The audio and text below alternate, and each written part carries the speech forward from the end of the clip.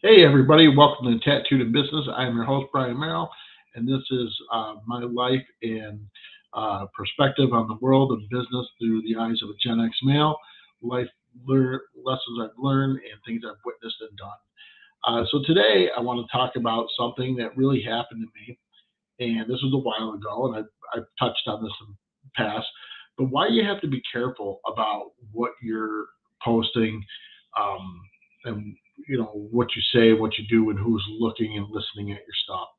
So I never really paid a whole lot of attention to any of this type of stuff, and never really thought much about it until I'd gotten fired from my one position, and I had an opportunity with a real great company, and the pay was really good. There was five levels of different interviews that you go through to get to the final, and I'd gone through all of them. Met the owners, met all the. I mean, I did a ride along. We did everything. I met customers, and I wound up just one day. They just said to me, Brian, we just decided that we're not going to fill that position, and we're going to leave it vacant. You're just not what we're looking for the company. And I was kind of shocked. I just went out and bought. I had to go buy a couple of different suits because of the previous work I was in. We You didn't wear a suit in this one. I need one, and I mean, I really did some investment. I went back to clean shaven and everything, and I had a friend of my family's who was inside working there. He's the one that how I found out about the job.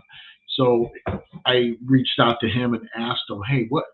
Just curiosity. Why would they let me go through this many interviews and it come down to this part?" And first words out of his mouth, he says, "Did you check your Facebook?" I said, "What do you mean that I check my Facebook?" And he says, "Check your Facebook, see what you posted, see what's up there." So I didn't think a whole lot about it. I was in a motorcycle club with some guys, and we had a good time and everything. And I went right to my Facebook, and my Facebook photo was a picture of me, the club president, and the guy who brought me in, and we're all wearing our cups and all of our gear, and we're doing shot. We have shot glasses in our hands, getting ready to do a shot. And I thought it was a great picture of the three of us and how good friends we were at the time. But that photo projected an image that they weren't sure was what they wanted with their company, and calling on business owners about switching their financial services and everything over into them. They literally said, "Well, look at this guy. He looks like he's there to collect our money. You know what I mean? He looks a little rough around the edges. Is this a guy we really want representing us?" And I didn't get the job because of that. Just a simple picture up there. I think the younger generation gets this probably more than the Gen Xers and everything about what they're posting on there. Maybe the younger ones that are in high school and stuff probably don't, because you're still at that age where you don't think about any of this stuff. It's party, party, party. But when you're going for that job, you have to watch what you post and watch what you're saying around who, because you never know um, who you're around when you're saying these things and how it can reflect on you. So I've noticed my posts I've tried to keep um, completely different over the last couple of years, now that I've really become more awakened in my life and aware, self-aware, and trying to make the changes better to be a better human being, and better serve the people around me or choose to be in my life, and then get rid of those who choose not to be in my life, or I choose that they're toxic for me. Um, so when you're looking at all these changes and what you're saying, your environment and where you're at, and you really have to. This is where the self-awareness part comes into it as well. As you be aware of who you're around, what you're around, what you're there for. And a prime example is when we do things off hours, off clock. Like, so we've had our rough day, right? We've had 101 people. Basically, I call them the sales prevention team, is what my phrase is for. That's all the people during your day that work in your company that stop you from making sales, and it feels like they're against you to make sales. Um, so you've dealt with them all day long. Then you've had an angry customer because you've made a mistake or they made a mistake, whatever. Then you have your vendors that you got to work with. And so you've had that rotten day, right? And then you go to something that's an after hours networking group, and you're in that networking group, and everybody's talking to you have the air about you, or you say something along the lines about how you hate this. Like, I'm very vocal. I'm not big on real estate agents, right? Because of my past previous employment and what we went through and everything. But I have to be aware of that when I'm out there talking and networking, if I'm trying not to offend anybody. I'm at a point where a lot of times I really don't care who I offend, and that's not necessarily good. So sometimes my don't give a fuck attitude is not the right thing at the right time, and I totally get that. But so I'm in a networking group, and this person, I don't know, they went to court or whatnot, and they were in a rotten mode, and they proceeded the entire meeting to uh, basically bitch about their divorce, bitch about men in general, how awful they are and everything. And I'm sitting there going, all right, so here I am sitting in this room, and you're in a business owner position, and you want me to refer people to you. And you're making these general statements about how men are basically all of us are complete fucking assholes and all this. And you're just projecting this negative vibe and just all the comments you make. Well, you need to be. I'm not the only one in that room that's thinking, do I want to refer this person? Because what's going through my head is, are you stable? How are you going to act when you're around my customer or while the person that I refer you to? Like, are you going to do this too? And then how are they going to perceive you, and how are they going to perceive me for referring you, and vice versa? It's you have to really think about these things when you're in the business world. And I tell everyone, if you're a business owner or you're in the sales side of the house, there's no such thing as off time. No such thing. You don't ever get the check out. You could try and play that bullshit game that you work a 9 to 5, and that when your sales day is done, you're done. And if you're one of those salespeople, you probably suck at what you're doing. And fuck you if you get offended by it, but you probably do, because real salespeople realize that they're on 24/7, and that, as unpopular as it is, you always have to have your eyes and ears open to see how you can get into that customer you want to get into, or get in the situation that you need to get into in order to be successful and make money for you and your company. And those of us, I always tell people, when you're have that still that fear of being an entrepreneur, being on your own, with no safety net, the closest you can be to being a business owner is being a commission salesperson. And I truly believe that, because if you don't have that give a shit factor as far as your pay and what you do, then you're gonna have issues. But the minute you have the don't give a fuck factor about whether you close the sale or not, because you are really confident in your product and everything, that will increase your sales. But you do have to kind of go through the whole learning where to be more vocal and not be more vocal. And this goes against a lot of what people they get out here. Like, I'm going to warn it, in case y'all can't figure out. Most people that are successful podcasters, just like a radio show, most of them are bullshit. I mean, they're trying to put on a persona or something that they are or not. Or how many of them have you listened to or seen that says, this is the real me, and I cuss and I do this and I do that, and that's me and that's my persona. And yeah, well, at some point it does turn into a fucking act. I mean, let's face it, because people expect these things from you. You're expected to perform a certain way. So these podcasters, and not just podcasts, I'm just using them for example. They put on these fronts and all this, and then you meet them in person, and they do carry themselves different. They do carry themselves in a different light, because they recognize the people around them and the influence that they're trying to have on them, or vice versa, and they do have to adjust. That's a true person who gets it and is self-aware. They have the persona on air of, this is what I'm doing because I need to get these listeners, to get these whatever, to help my referrals or whatever I'm pushing in my podcast or whatever. And then they have that real face-to-face personality that, yes, it's that, but they're not looking for where to inject this or where to inject that. They become a real listener.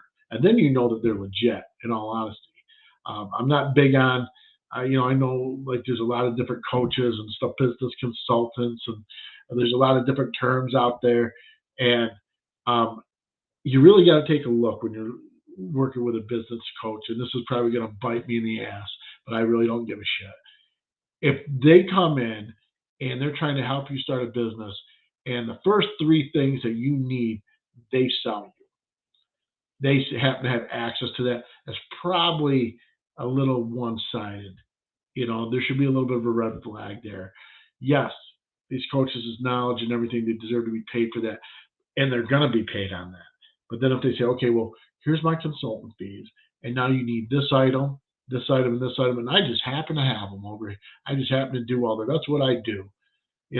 So that's you got to look at that. That's a pretty big red flag to me. Um, so when somebody comes to me and they're asking me business advice, I don't sit there and say, well, you know what, the first thing you need to do, you can buy some branded hats, you can buy some branded T-shirts, get some stuff with your logo all over it and all that. I literally tell, and yes, I do web development, but I don't advertise it. I always tell them, do you have a website? I ask them that question first. All right, location, location, location. That's where it needs to be. If you need help with it, I can do it. If not, there's millions of guys out there that do it and do a phenomenal job. But I don't go in and try to push my agenda on them. I literally sit back and listen, and that's what I tell people. I'm not a fucking coach, man. I'm not a business consultant. I'm not a coach. I know what I've gone through. I know what I've seen. Hey, I'm about to be 47 years old, and I still have self body images issues. I mean, I still struggle day to day with you know I don't want to say anxiety, but sometimes a little bit of depression. Um, right now, I'm having my kids are older and they're growing, and I have that empty nest syndrome thing kind of going on, and it's well, shit. I'm sitting here on a Saturday night doing a freaking podcast. Freaking how that explains to you my social life, right? No, but I mean, I've chosen to uh, try to change where I'm at and be more self-aware. So when I'm out there talking with customers out there in public, that I'm not perceived a way that apparently I was being perceived as. Um, I never realized that people, the way they viewed me, uh, as more of like this partier, and I'm not. I mean, I have a couple good friends that when we get together, we indulge and we have a good time. But I'm not. I really get to the point where I don't like to go out in public a lot, and do a lot of things. You know, that I would say are outside my comfort zone. I always like to try new things and everything like that, but I don't need to go out constantly. Like I don't need to go sit at the bar at night looking for conversation. I'm just as fine sitting home reading a book, or listening to a book, and meditating and just relaxing because I know that I don't have the what could have happened stuff going on. So you got to be aware of your environment and everything, and where you are, what you're saying and what you're doing, because you never know who's sitting around you. You could be at dinner and you make a wrong statement, and next table over, there's somebody over there that you're trying to meet, and you haven't met them yet. You just see their name. Great example. Another one, of course. So right where we have our one shop in Owego, the new owner of the building and I were talking, and he brought up, "Hey, you guys stop working Saturdays?" And I said, "Yeah, I got when I got sick, apparently nobody came in, so we're not open on Saturdays anymore." And he brought up and says, "A few weeks ago, I won't say the name of the company, but a hospital executive happened to be on the street and happened to see our building and went and knocked on the door and then came over and asked him. He says, 'Hey, do you know when these guys are open?' And he says, 'Oh, I can text the owner right now if you want.' And he said, 'No, no, no big deal. I'll catch him some other time.' This is a place that I would have loved to have their business. It could have, definitely made a huge difference for some orders coming up. It would have been nice to get my foot in the door. And I was pissed at myself because even though we the owners are told not to open. It bothers me because being in sales, I know what it takes. And I know what I need to do to be successful. And that's one of those things is if my ass needs to be there every Saturday morning, then my ass needs to be there every Saturday morning. If I need to wear a suit and tie every fucking day, then I wear a suit and tie. If Brian needs to be quiet and not interject in a meeting, then that's what I do. I try to read the situation to best set up the sale for success. And a lot of times that means checking your ego at the door. And it really does. Because one of the problems that a lot of salespeople have in our industry is they expect somebody to do it for them, everything for them. So they don't realize, like, you don't just go out and sell it and then you say, hey, here, you take care of it. It doesn't work that way. You have to become a student and understand the industry. And this isn't just my industry, by the way, but you also have to know like where your resources are. And if you're subbing things out, you need to understand that you're not a priority to that person. They have their own business they're running first and their own customers they need to deal with.